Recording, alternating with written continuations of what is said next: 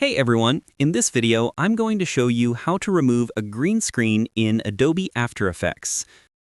Let's open an After Effects project. Suppose I need to remove the green screen from this clip. For this, go to the Effects and Presets panel. Here, search for Keylight. Drag it onto the video that has the green screen in the background. In the Effect Controls panel, under Screen Color, click this eyedropper icon. Now select the green color in your project monitor. And that's it. That's how you can remove a green screen quickly and easily.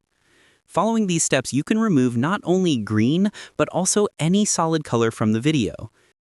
If this tutorial helped you out, make sure to like and subscribe for more helpful guides. And if you found real value in it, a super thanks would be greatly appreciated. Feel free to reach out if you encounter any issues during the process.